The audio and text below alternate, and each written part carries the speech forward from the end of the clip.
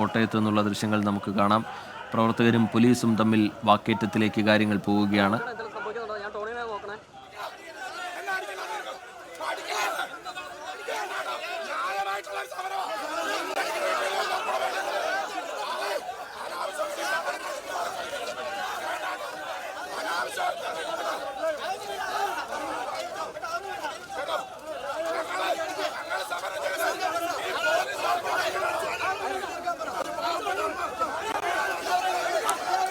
പ്രവർത്തകർക്ക് നേരെ ജലപീരങ്കി പ്രയോഗിക്കുക എന്ന് ചോദിച്ചാൽ മറ്റ് നടപടികളിലേക്ക് പോലീസ് കടന്നിട്ടില്ല. ഇപ്പോഴും അവിടെ ഒരു സംഘർഷാവസ്ഥ നിലനിൽക്കുന്നുണ്ട് എന്ന ദൃശ്യങ്ങളിൽ നിന്ന് വ്യക്തമാണ്. ലാൽ കൃഷ്ണൻ തുടരുന്നുണ്ട്. ലാൽ, എന്താണ് മെഡിക്കൽ കോളേജിന് മുമ്പിൽ സംഭവിക്കുന്നില്ല?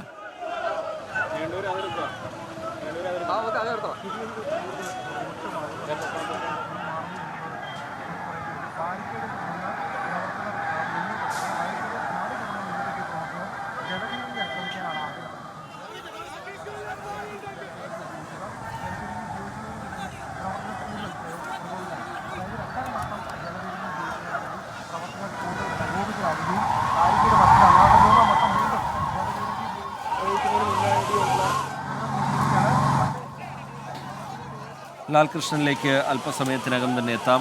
ബാരിക്കേഡ് ഏതാണ്ട് പൂർണ്ണമായി മറച്ചിടുന്ന നിലയിലേക്ക് ബാരിക്കേഡ് മറികടന്നുകൊണ്ട് ഇപ്പുറത്തേക്ക് എത്തിയിട്ടുണ്ട് എന്നുള്ളത് തന്നെയാണ് പ്രധാനപ്പെട്ട കാര്യം. ആ മൈക്ക് ഇപ്പുറത്തെത്തി മൂന്നാം വട്ടം ജലപീരങ്കി പ്രയോഗിക്കുന്ന ഒരു സ്ഥിതി കൂടിയുണ്ട്. സംസ്ഥാന അധ്യക്ഷനടക്കമുള്ള ആളുകൾ ഇപ്പുറത്ത് നിന്നുകൊണ്ടാണ് പ്രതിഷേധം ശക്തമാക്കുന്നത്. രാഹുൽ മാങ്കൂട്ടം അടക്കമുള്ള ആളുകൾക്ക് ഇതിൽ സാരമായി പരിക്കേൽക്കുന്നുണ്ട്.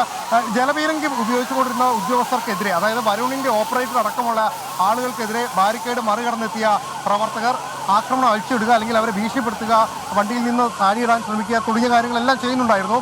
അവരെ പ്രവർത്തകരെ പോലീസ് പിന്മാറ്റാൻ ശ്രമിച്ചുവെങ്കിലും അത് നടന്നില്ല. ഇപ്പോൾ വീണ്ടും അത് ഇടുക്കിയിലെ യൂത്ത് കോൺഗ്രസിലെ നേതാവ് ടോണി അടക്കമുള്ള നേതാക്കളാണ്.